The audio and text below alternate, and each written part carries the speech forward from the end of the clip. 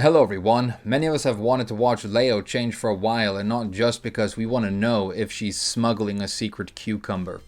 This just shows you how fucking dumb I am, by the way. I went out and bought an actual cucumber for that shitty joke, and it makes no sense. First of all, it's not that funny. I should have just left it out of the video. But second, I don't need to be physically holding a cucumber to do it. I could just say the words. You really shouldn't be watching this channel. I have no idea what I'm doing. But if you do watch my channel, you know that I have a lot of love for Leo.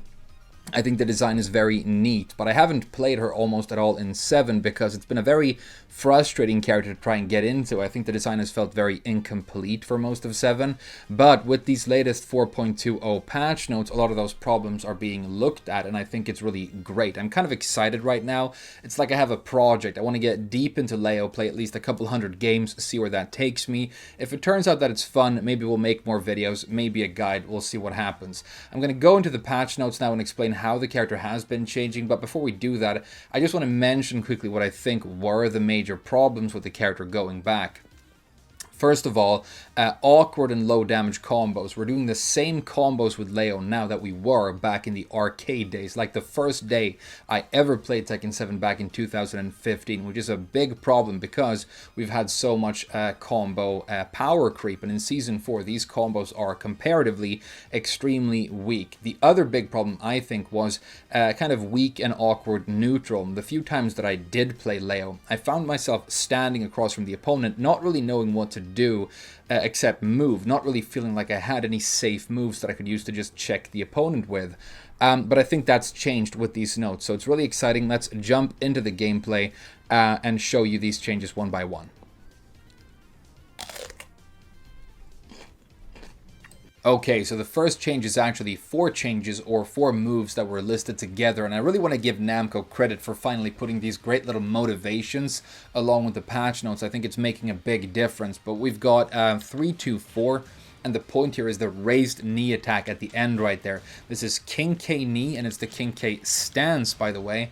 Namco have their own name for Leo stances. I think they call this stance Jinjiru Lee or something like that. But the community calls it King K, so just be aware that those two things are the same thing. But you've got the 3-2-4, the manual transition, which is the forward 4, the old classic back 1-4, and then you also have your Bokuho 4. So they all go into the same move. Now, all of these moves have been turned into counter hit launchers, which is pretty crazy and pretty fun. I think it's going to be big for this character. As far as I can tell, what you're going to do for the combo is just go straight for a King K2 and spin them, and then you can run up and do all of the classic Leo combo stuff that we've been doing for years. Not massive damage, but not bad either. If you found any other way of constructing the combo other than going straight for King K2, then let me know, because like I said, I am trying to get good with this character right now, but that seems to be it. But it's a pretty cool change, and I think the key to using this move going forward is going to be all about the counter hit confirm. You're going to do the move, try and confirm the counter hit in time, and then spin. If you're too slow, the opponent is going to have time to defend here, and that's dangerous because the spin move is a duckable high, and then you have to worry about you throwing in, launchers. You've got mid launchers out of the stance and stuff as well, so I think it's going to be just fine. But it's going to be about that counter hit confirm, and it seems to be lenient enough, as far as I can tell, that you're going to be able to do it. I have to try it in real matches, but it seems to be pretty lenient, so really cool change. Next, we've got down forward 1-2, and Namco kind of hit the nail on the head with the note for this one, because if you look at any other down forward 1 in the game, or down forward 1-2, they all have some sort of mid extension, some sort of mind game you can play to just make the move threatening at all. This has just been a telegraphed shitty high that the opponent can duck on reaction, and there's not really any reason to ever do it. But now they have given you counter hit properties on the second hit, and you can get a free shoulder for 49 damage, which is really big. Now, again, I'm not sure if you can get 443 Bokuho 2 here. It doesn't seem to be a thing. It doesn't seem to work, but maybe it does if you've done more testing than I'd love to know. But even if it's just the shoulder, that's big, and I think it's going to work. Now, the way to think about this change is it's really a buff to the down forward 1. And Leo's down forward 1 is really great. +7 on hit, -1 on block, right? So it's a fantastic move. But now when you're harassing the opponent with it and doing it a lot, they have to worry about trying to interrupt you or taking their turn because they can get counter hit by this powerful counter hit move. So it might not look great at first glance, but it's really a change I think, to the down forward 1, which is going to be pretty big. So I think that's going to work. Next, let's talk about combos. So you've got down forward 2, up forward 4, and while standing 2. These are your standard launchers with the character, and they all had damage buffs. Down forward 2 from 14 to 15, a hop kick went from 13 to 15, and while standing 2 from 15 to 17.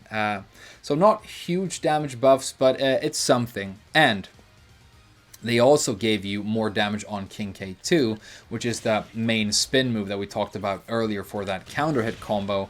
This went from 18 to 20, so they're kind of sprinkling the combo damage on a couple of tools just to try and tune it up a little bit. It's still not going to be huge, the combo damage. I think off of the down forward 2 now with the standard combo, you're going to be able to get like 60.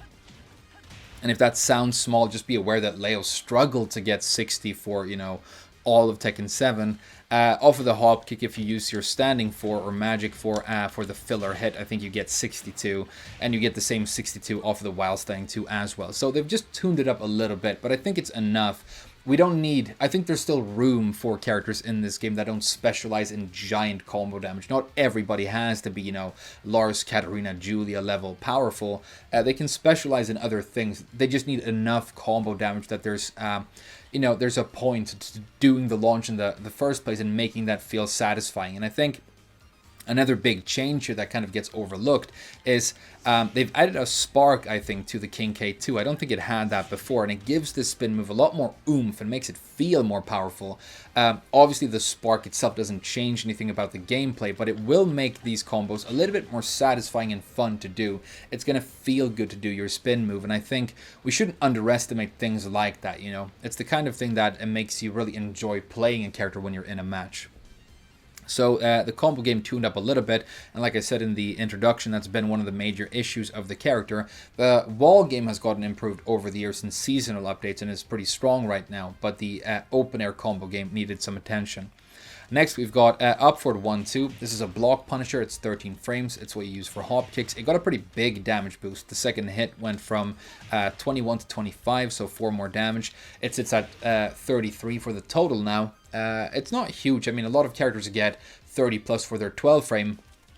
And it's also not like Leo struggled. This was an area where Leo struggled because you've always had the fantastic 2-2 for 11, 29 damage. So, you know, you already had something solid that was even faster. But the reason I really like this change is another thing you use this move for with Leo is as a combo conversion tool when you want to find the wall. So you'll launch the opponent, you'll spin them, and then at the end you do this and you put them on the wall. It works really great for that even at the end of a long combo. And now you have more damage. So again, it's more damage in your standard combos sort of sprinkled throughout, and I really enjoy that. So at least for combos, this is going to be great.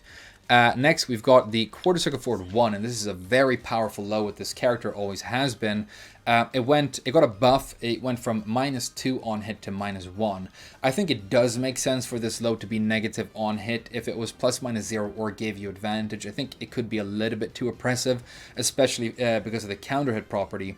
But that 1 frame is going to make a difference because it really does on lows like this, especially when they're counter hit moves. Now, the other big change to the move is actually this counter hit. You can get the guaranteed while standing for 1+2 after this, the best 11 frame while standing move in the game, or at least highest power, highest damage. And this is great. It's not new, but it was inconsistent. And what they've done is they've kind of tightened all of the properties in the hitboxes to make this hit more consistently and be super solid, which is great because it's such a powerful thing for this character. And of course, you can still go into quarter circle forward or crouch dash and do this after, for example, King K knee, which was also a buffed stance in the update. So I think it's going to be great. Even more of this move in the after this patch in the 4.20 version. And then while standing 3-1-2, another similar to the down forward 1-2, the final hit is a high. There's not really any reason to not just duck it and launch Leo, and they've given it the exact same change, the counter hit property on the final hit. I was a little bit too close there.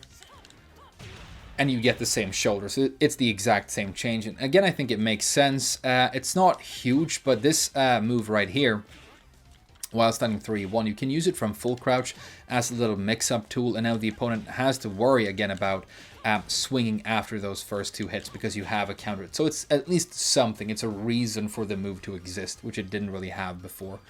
So that's pretty good. And now we've got while standing 1+2, which, by the way, is the same as crouch dash 1+2. This is the same move.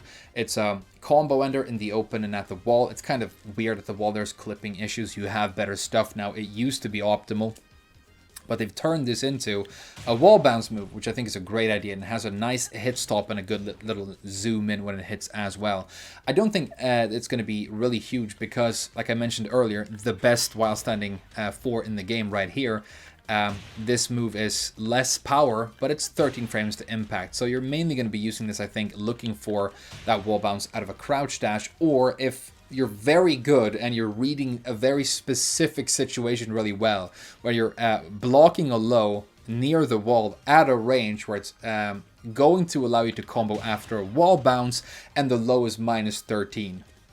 Then you're going to be able to go, oh, I'm not going to do this thing. I'm going to do the bounce move instead to get the bounce combo. But if you pull, I mean, you're going to pull that off very rarely because it's such a specific situation. But when that does happen, it is going to be good. But I think just, doing something to go into stance and then doing this for like a mix-up here, maybe potentially a mix-up for, the fantastic quarter circle forward 1, maybe that could work. Keep in mind, though, this quarter circle forward 1+2 and while standing 1+2 is still -15 on block. It's launch punishable, and that's the one criticism I have for this update. I would have liked them to actually make this a little bit less dangerous on block. I think this would have been fine at -13 or maybe 14, but it is still -15, so be careful. Don't use it too much. And now we get to the final change, and in my opinion, the biggest change. I wanted to save it for last because I think it's a thing that's going to invigorate this character. It's the change that got me really excited about these patch notes and playing this character going forward. And it's forward 2, which should have been a great iconic Leo move all these years, but never was because it was punishable. So you stand around here, you want to check them with a big mid, you throw this, they block it, and now you get punished. It's shitty, but they've changed the move now, so it's gone from -10 to -9, and that is the golden frame. That changes everything because now this move is safe on block and you can actually do it. It's like they've finally given you this move and you have it now. If it doesn't sound huge, just think about Lariat from Bob, think of 442 from Gigas. It's all the same notation. These moves are fantastic and important for these characters because it's something that you can throw. Think of 444 from Zafina, the homing mid. It's not as good as those probably, but I mentioned earlier how when you stand around with Leo like this and you don't really know what you want to do except move, you have nothing really to check them with. Maybe you quarter circle in with one of these lows or whatever, or this low, but now you can just throw this and sometimes it's gonna hit. And if you want to get really spicy, maybe you charge a little bit after it and then you go up and you do a blue spark mix-up or something.